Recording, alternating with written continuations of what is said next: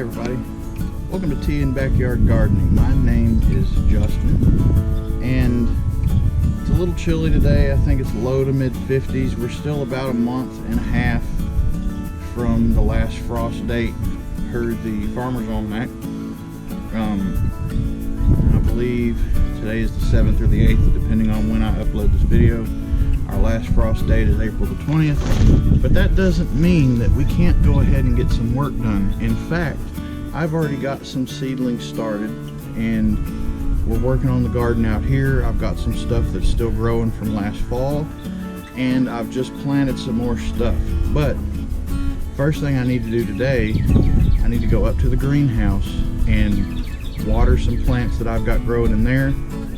And then I'm probably going to do some chipping so I can make some mulch and some stuff for some compost. Alright, so more or less the garden has been sitting dormant for the winter time. But I did come out here a couple weeks ago after I bought myself a new tiller, and I tilled up right here. I need to clean up over here, move these buckets out of the way and dump them into the compost bin. And then till up here next to the fence. I'm going to leave this alone because this is Brussels sprouts that I started in the fall, but I'm thinking that the cold temperatures of the winter time kind of put them into a lull a little bit, but they're growing again. So I'm just going to keep growing these. We'll have some good Brussels sprouts to eat in a couple of months. This row right here didn't really do much. I tried to have some peppers planted in this row. Unfortunately, they didn't do very well. So I'm learning as we go, and I'll have better peppers this year. These two rows were okra, and I got some real nice rich composting material out of both of those. This row right here was some peppers that I had planted, and then some green beans on the other end, which didn't do very well. I didn't really know much about growing peppers. This row, these two rows were pretty much all turnip greens, and they did incredibly well. I did also discover that I really don't like turnip greens. So the other day I tilled it all down, and I have planted some beets, and you can still see some of the turnips laying there from where I pulled them. But this is full of Detroit red beet seeds right now. That was just a few days ago, so we're probably not going to see anything out of those yet. Along the fence here was all green beans. You can still see some of the vines climbing up the fence there. We'll go down here.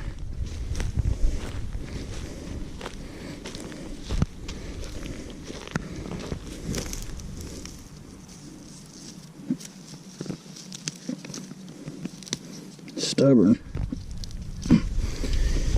Looks like that might try to regrow.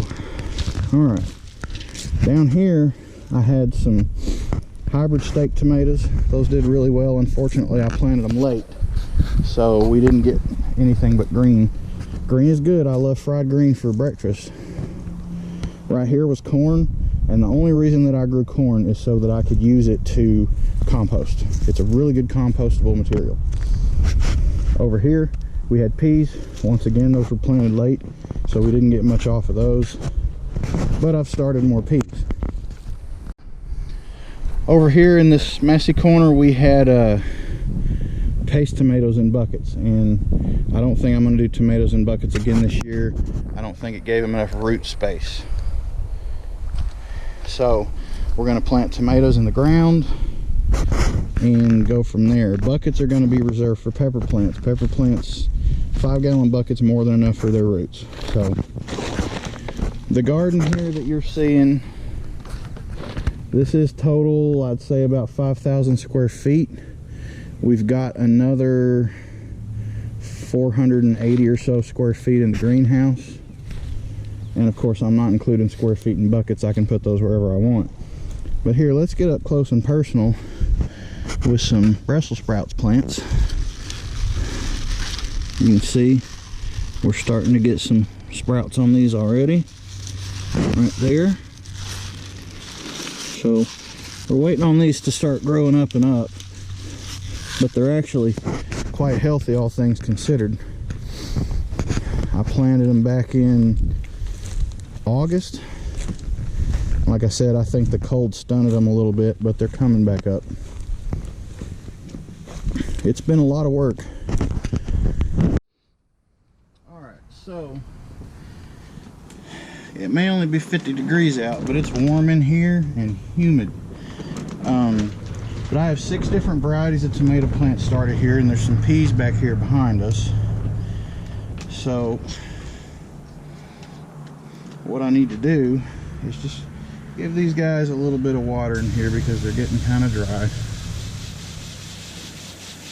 These 5 on the back here are mortgage lifters. So this is like a 3-pound tomato.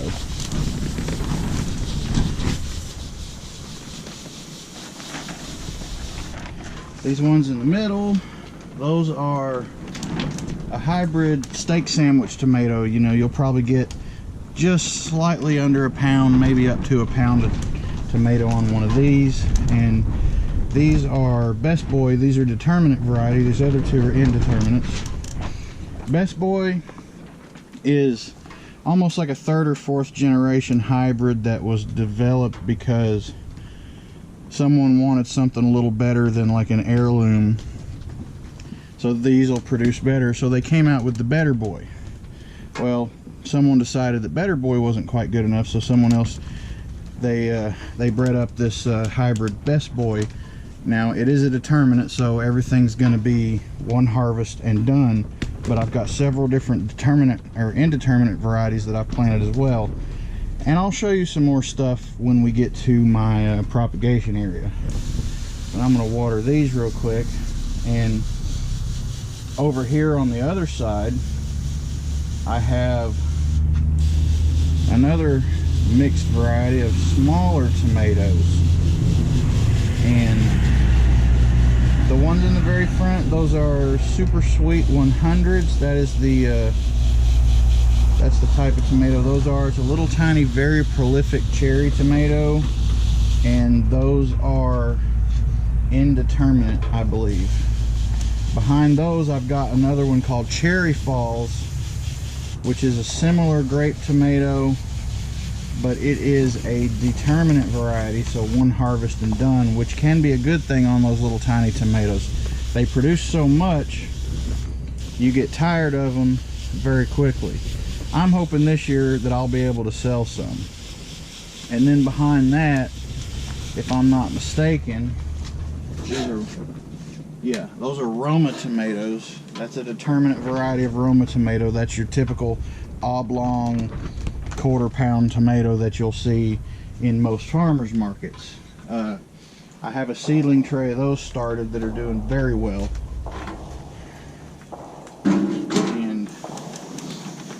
Which is good because we love to make tomato sauce and tomato paste and stuff like that. A lot of pizza sauce, a lot of spaghetti sauce, and we even take the skins of them and dehydrate them and use those for reconstitution later.